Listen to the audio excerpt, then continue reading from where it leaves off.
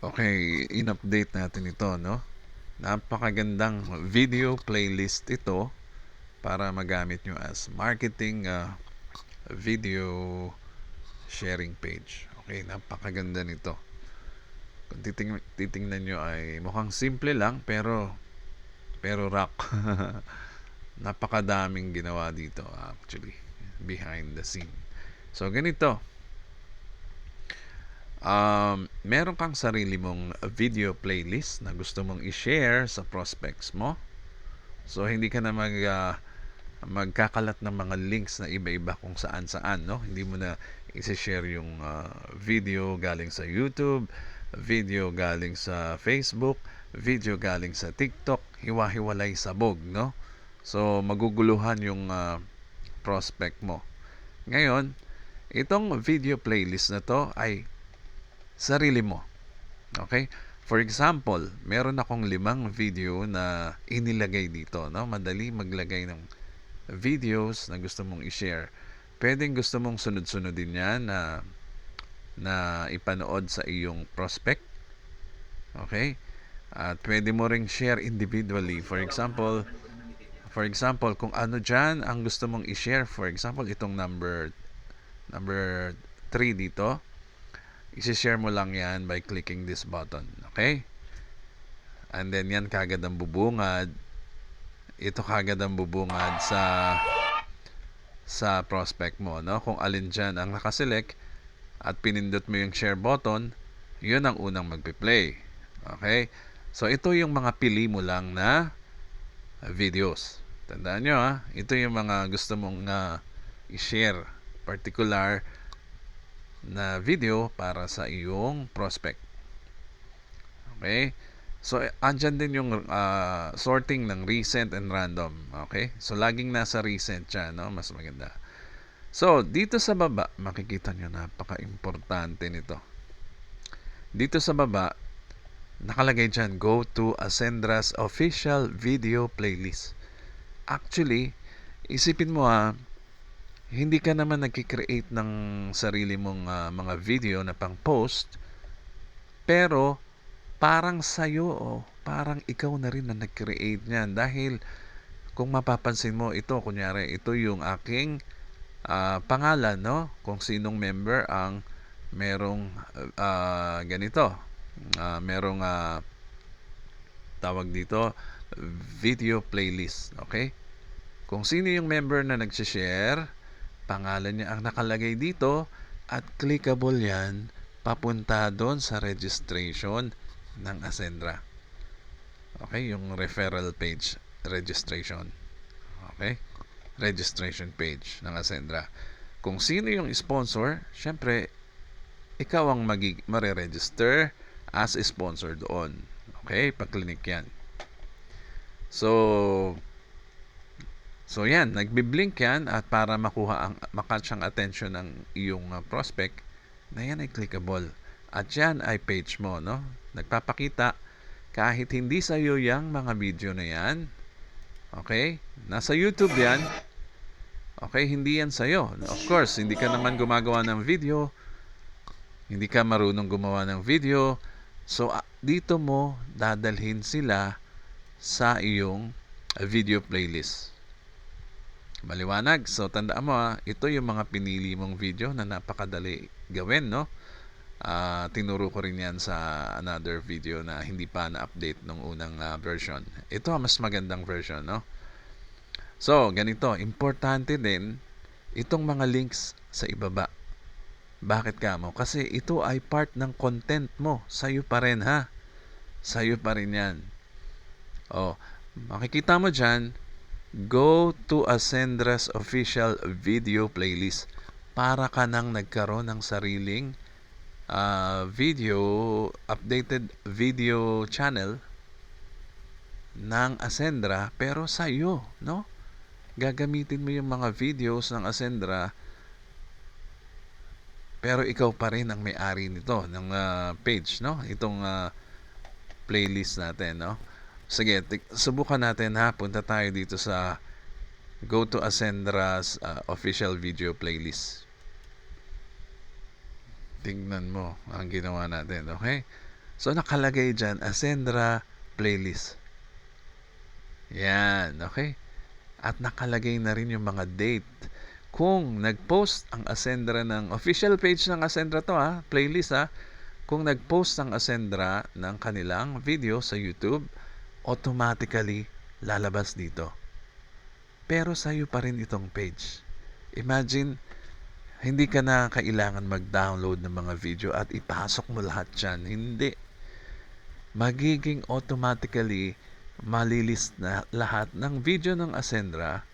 Ayan simula nung nag-start sila nung July 16. Nandyan pa rin yung video, no? Ano ngayon? August 16?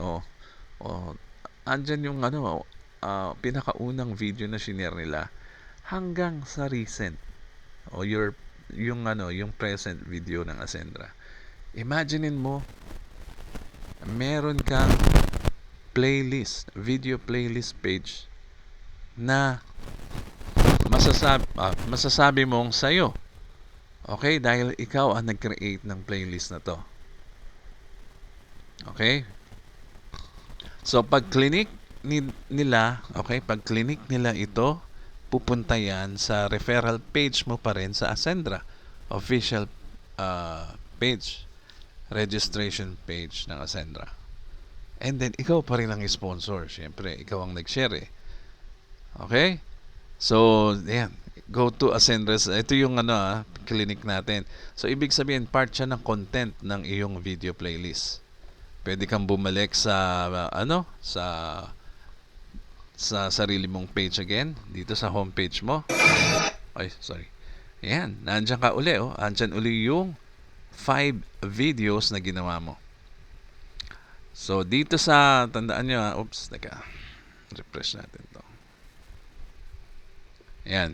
Dito sa sarili mong video playlist page, okay, palaging kasama dyan sa content na yan, yung official video playlist ng Ascendra na automatically nag-a-update para sa'yo.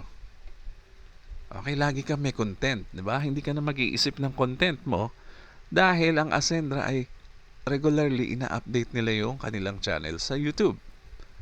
And then automatically mag-a-appear yan dyan. So, para ka na rin nagkaroon ng YouTube channel na kumpleto ang content, no? Kung ano ang pinost ng Ascendra, nandyan na rin sa content mo. So, ganun ka-powerful ito, no? Okay, so balik tayo dito ulit sa homepage mo. Ano pa meron dyan? Ano pa meron dyan? Ayan, nakalagay create your own video playlist. Let's say may member na gusto niya rin magkaroon ng ganito. Napakasimple. I-click niya lang itong link na to, create your own video playlist, at makakagawa din siya ng kanya. Okay, kagaya ng ginawa ko sa akin, di ba? I-enter niya lang yung username niya, full name niya, and then yung email address niya, and then yung official, dito natin nilalagay yung official referral link mo sa Ascendra. Okay? So, kailangan tama itong official link, no? Para sa iyo papasok ito lang ang babaguhin mo dyan, yung XXXX na yan, papalitan mo yan ng link mo para sa iyo papasok yung mga member na ni-refer mo sa iyong page, di ba? Nakuha nyo? So, yan. And then, dito naman, balik tayo uli sa homepage mo.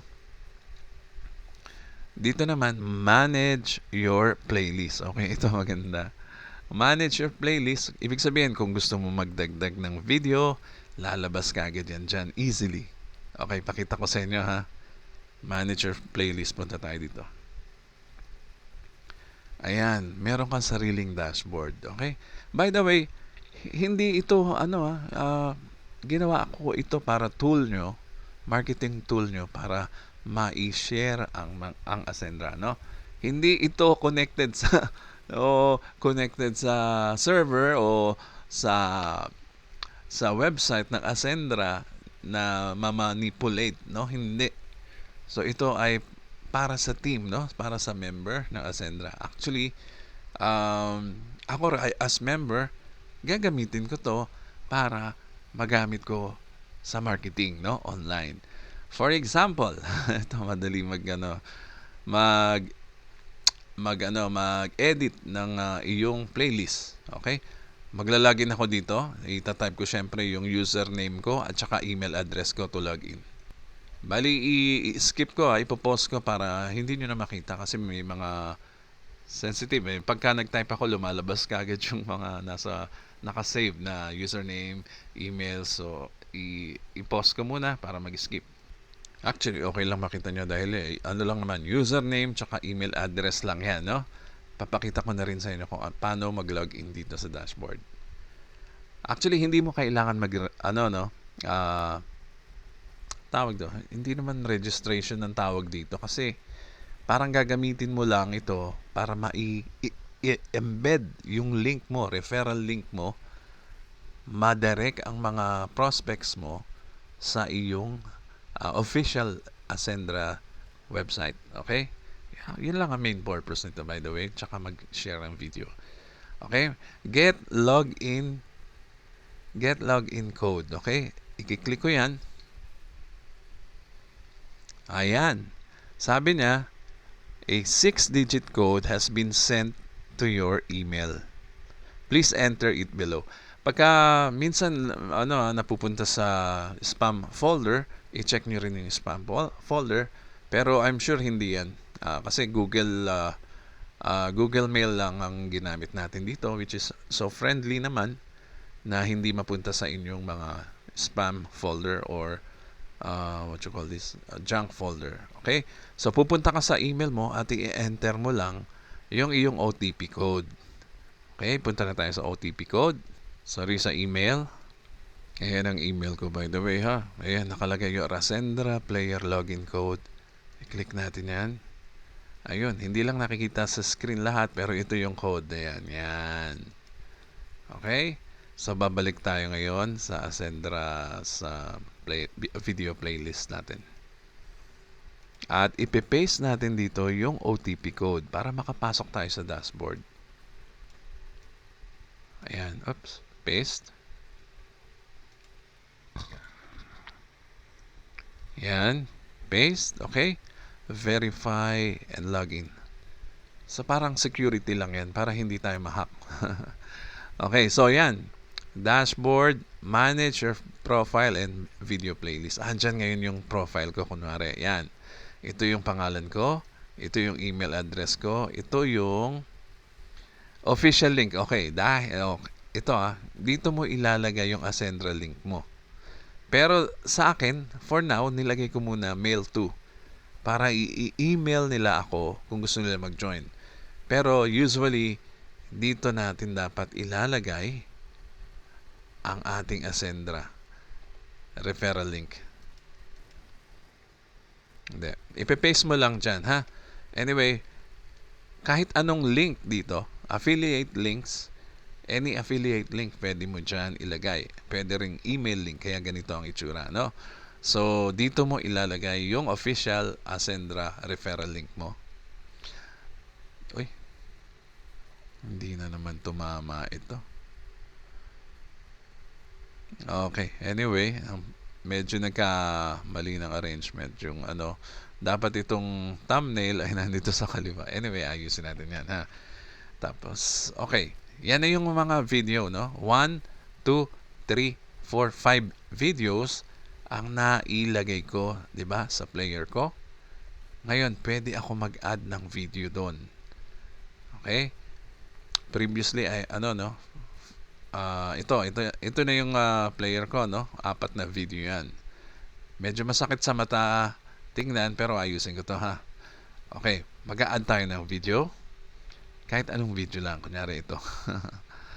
And then, ayun, automatic yung video title nang gusto mo i-share. Kakopy mo yan sa YouTube, ha. Kung anong YouTube video ang napili mo about Ascendra, i-paste mo lang dyan. And then, automatic yung title, hindi mo na itatype. Pero, pwede mo pa rin i-edit dyan, no? Okay, ano lang naman to, sample, no? Hindi to related video sa Ascendra, pero ite-test lang natin, no? So, i-add video ko. Sana mag-work. Ayan, na-added na, no? Tingnan natin. Ayun, nandito. Ito yung out of, the topic. Yung, paano gamitin ang new mini rice mill machine. Okay, so nadagdag na, no? Tingnan na natin ngayon kung ano ang itsura ng player natin sa Ascendra. Okay? Pag clinic mo to, pupunta ka na dun sa player. Okay? Tingnan natin, ha? Yan. Ayan. So, nadagdag na yung dinagdag nating video, no? Galing sa YouTube. Ayan, nadagdag siya. Diba? 5 videos originally. 1, 2, 3, 4, 5. And then, ika-6 yung bagong video. O, diba? Ang dali mag-add ng new video dito sa home page mo, which is yung video playlist mo. So, yan. Ganyan kadali ang ating ginawa para mas organize ang pag-share nyo ng videos ng Ascendra para sa inyong mga prospects. Okay? So, hindi na kayo maghihiwa-hiwalay ng mga links, mag-share kung saan-saan, kung ano-anong links.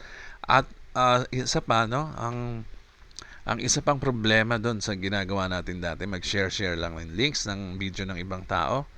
Pag nag-share ka ng link ng ibang tao, bukod sa hindi organized, no, maghihiwa-hiwalay ang pupuntahan niya, potentially, yung may-ari ng video na isinare mo dun sa prospect mo, dahil hindi ka naman marunong gumawa ng video, no, sinare mo lang yung magandang video ng ibang tao, potentially, maaring ka-member mo may-ari nun, may potential na makuha ng may-ari ng video yung registration, okay, ng prospect mo. Kasi hindi naman ikaw may-ari yung gumawa ng video di ba? So delikado yung ganun. Ayun ang isa pang main purpose na kaya natin ginawa ito, kasi share ka ng share ng video na gawa ng iba, hindi mo alam, nag-uusap na pala yung dalawa, yung may-ari ng video tsaka yung prospect mo. O naagawan ka tuloy ng registration ng prospect mo. O, di ba? So, napaka-importante. Okay? Ito ay nagsiserve as your landing page din. Okay? Pero, at the same time, the video playlist na sa'yo. Okay? And then, hindi ka na mahihirapan mag-update dahil lagi itong updated. No? Dahil meron kang content dito na automatically na pumapasok galing sa official channel ng Ascendra. So, kumbaga, hinihiram lang natin para dalhin dito yung video. Okay, i-fetch, mapunta dito, at peacefully makapanood yung yung prospect mo. Bakit peaceful? Kasi ikaw lang ang may-ari ng ng platform, no? Parang isa yung platform to, pangalan mo ang nandito Kumbaga, ikaw yung i-showcase mo lang, puro video, sa'yo ang credit. Kahit iba ang may-ari ng videos na sinishare natin dito, na naiipon dito, ay ikaw pa rin ang potentially kontakin ng iyong prospect dahil sa'yo itong page na to or video playlist na to. Okay? So yan ay mahirap gawin sa ibang platform. So ginawa ko na ito para madalian na tayo, no? 'Di ba? Para lahat tayo ay makinabang sa magandang potential na maibibigay sa ating opportunity ng Ascendra. Okay? Ang importante lang naman may ma-share ka, no? Mag-share, mag-promote. At ang pangunahing gamit diyan ay video, no? Yan ang pinaka number 1 sa pag-promote ng services or product, di ba? O yan, kagaya na nasa industry tayo ng network marketing, perfect ito gamitin, okay? So yan, kung gusto nyo gamitin, punta lang kayo dito sa aking website. Ilalagay ko na lang ang link sa ibaba, okay, sa description. So yan lang muna. Ito po si Edgy Garcia. Maraming salamat po.